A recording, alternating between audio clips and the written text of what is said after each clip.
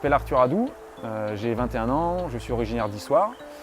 Pour les besoins de mes études, je suis maintenant sur Paris. Et comme passion, je pratique le parcours, l'art du déplacement en milieu urbain, et puis toutes sortes de sports, la course à pied, le VTT, le ski, tout ça.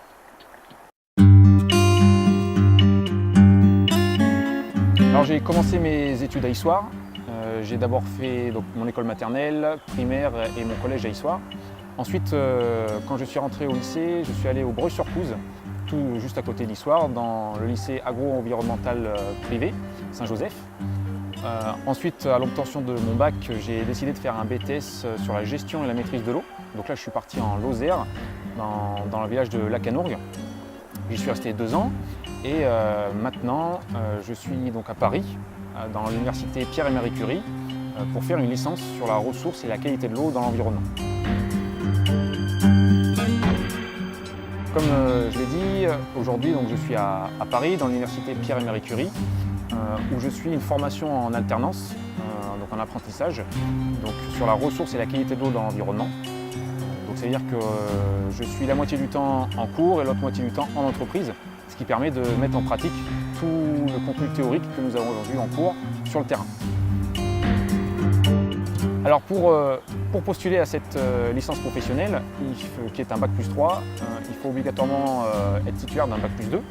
Alors pas forcément un Bac+2 sur la gestion et la maîtrise de l'eau, ça peut être une licence 2 en géologie, biologie, en chimie. J'ai des camarades qui viennent d'un peu partout. Alors ensuite, voilà, c'est un dépôt de candidature sur Internet. Nous sommes convoqués en entretien si nous sommes présélectionnés. Et à la suite de cet entretien, ils nous autorisent ou non à venir suivre la formation sur Paris.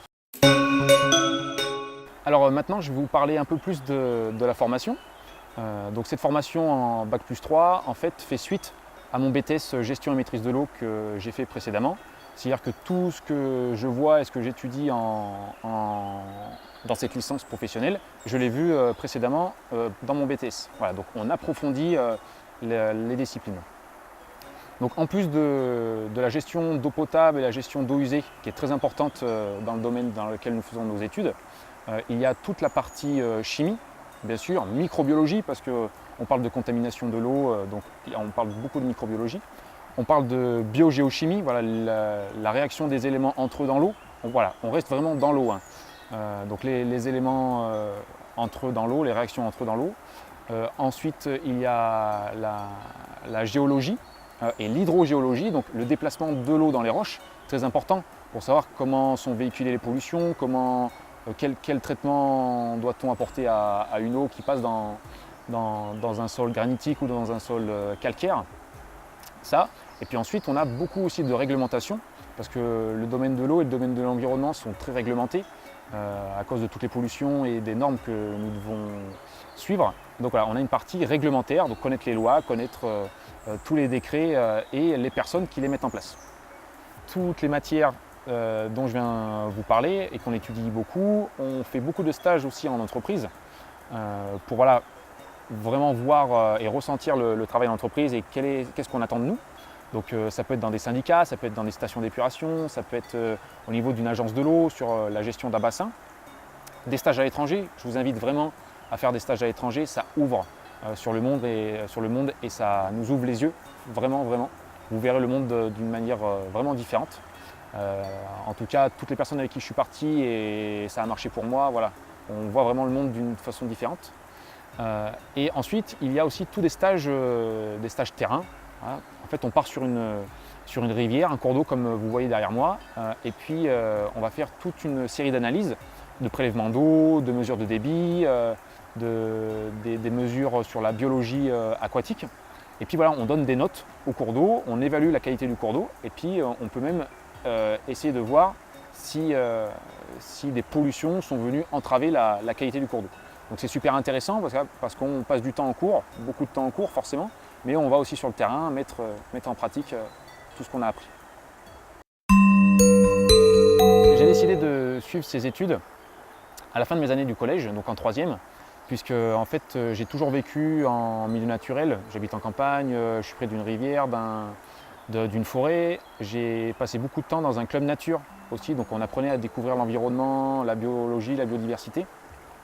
Et donc très rapidement, je me suis rendu compte qu'il y avait vraiment un problème de gestion et de l'eau et de l'environnement en France. Donc c'est pour ça que je me suis orienté d'abord sur un bac technologique qui nous permettait de connaître autant la gestion forestière, la gestion animale, biologique et la gestion aquatique. Et puis voilà, c'est là où j'ai affiné donc mes études et je suis parti dans la gestion et la maîtrise de l'eau. J'ai des moments qui m'ont quand même beaucoup marqué puisque je suis parti en fait au Brésil faire un stage à l'étranger de 5 semaines.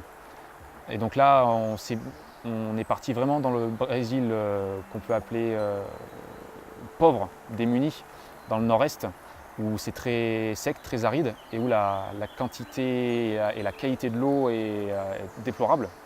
Donc là, je me suis vraiment rendu compte, j'ai pris une réelle claque en fait pour voir comment était gérée l'eau chez eux, comment était gaspillée l'eau chez nous, surtout, voilà, quelle était la différence de gestion et surtout avec quel comment dire, manque de respect eux pouvaient utiliser l'eau. Donc là, voilà, c'est un des faits marquants. C'est là aussi que pendant ces 5 semaines aussi que je me suis dit vraiment il y a quelque chose à faire, autant en France que dans le monde. Donc là, voilà, vraiment des rencontres formidables d'agriculteurs qui avaient du mal à s'en sortir à cause de l'irrigation.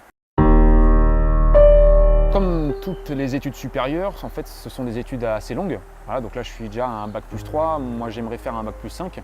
Il y a des moments de découragement, en fait, des mauvaises notes, des rendus qui tardent à venir et puis un travail qui peut-être pas à la hauteur de nos exigences, un travail rendu qui n'est pas à la hauteur de nos exigences. Donc là, forcément, on se décourage. Ça arrive, forcément. Faut laisser venir, mais il faut vite remonter à cheval. Voilà, c'est-à-dire que ça peut arriver, on peut être déçu de nous, les gens peuvent être déçus aussi de nous, personnellement, mais il faut se dire qu'en fait, on apprend de nos erreurs, vraiment on apprend de nos erreurs, et si on a fait une erreur une fois, si tout se passe bien, si on est assez intelligent, on ne la refera pas une deuxième fois ou une troisième fois, donc c'est vraiment en continuant d'avancer qu'on peut y arriver. Donc forcément, j'ai eu des moments de découragement, vous en aurez aussi sûrement, vous en avez peut-être eu, mais voilà, il faut remonter à cheval et croire en ses rêves, croire en son avenir. Un message un peu plus personnel pour tous les jeunes qui me regardent ou qui sont intéressés par ce que je fais. Franchement, c'est un métier d'avenir. Alors, il ne faut pas faire ça pour l'argent, il faut faire ça par passion, c'est ce que je fais. C'est-à-dire que l'argent est secondaire. On fait ça vraiment par envie et on a vraiment envie de faire bouger les choses. Donc moi, le conseil que j'ai à vous donner, c'est si jamais ça vous intéresse, si jamais vous vous sentez concerné par cette gestion de l'environnement, cette gestion de l'eau aussi, parce que c'est notre avenir, hein, c'est votre avenir que vous jouez, je vous invite à vous renseigner, contacter les établissements qui proposent ces études, me contacter moi aussi. Et surtout vous documenter, beaucoup se documenter, savoir qu'est-ce qu'on y fait vraiment, quelle est la gestion de l'eau, quelle est la qualité de l'eau en France, quelle est la qualité environnementale en France. Plus vous allez ramasser de renseignements et d'informations, plus vous arriverez avec des bagages pour faire ces études. Voilà. Et surtout, alors ça c'est vraiment un message perso, il faut arrêter de regarder la télé-réalité et regarder un peu plus les chaînes de documentaires pour s'informer, parce que c'est pas la télé-réalité qui nous fera avancer dans la vie, ça c'est sûr. C'est seulement aux garçons, c'est-à-dire qu'on a beaucoup de filles aussi qui s'intéressent à la gestion de l'environnement, gestion de l'eau. C'est des métiers qui sont polyvalents, c'est-à-dire que tout le monde peut les faire. Ça demande autant de techniques sur le terrain que de neurones en fait derrière un bureau, parce qu'il faut qu'on rédige des dossiers, des rapports, se documenter sur les réglementations, tout ça. Donc moitié de temps dehors, moitié de temps à l'intérieur. Donc c'est vraiment accessible à tout le monde et c'est pas vraiment réservé à un type de personne. Donc là je m'adresse vraiment aux filles qui peuvent être intéressées mais qui ont un peu peur ou qui ne sont pas forcément rassurées par ça. Vraiment c'est des métiers pour tout le monde et le fait que ça soit un métier d'avenir, ça l'est encore plus. On est vraiment tous concernés par cette gestion-là. Alors si j'arrive à terminer mon cursus scolaire comme je le souhaite, donc avec un bac+5, j'aimerais vraiment m'orienter dans la gestion des eaux en milieu naturel. C'est-à-dire que je passe à côté de l'eau potable et de l'eau usée, on sait déjà bien faire, il y a beaucoup de monde là-dessus. J'aimerais vraiment moi, m'assurer de la qualité environnementale de l'eau, donc gérer en fait la qualité et la quantité d'eau sur un bassin, on appelle ça un bassin versant. Donc ça peut être au niveau d'une commune, d'un département, d'une région, ou même au niveau de la France. Petit à petit, peut-être que je serai amené à gérer l'eau au niveau national. Mais voilà, moi ce qui m'intéresse, c'est vraiment gérer cette quantité, cette qualité de l'eau au niveau d'un bassin, et puis faire respecter aussi les lois et les normes en vigueur.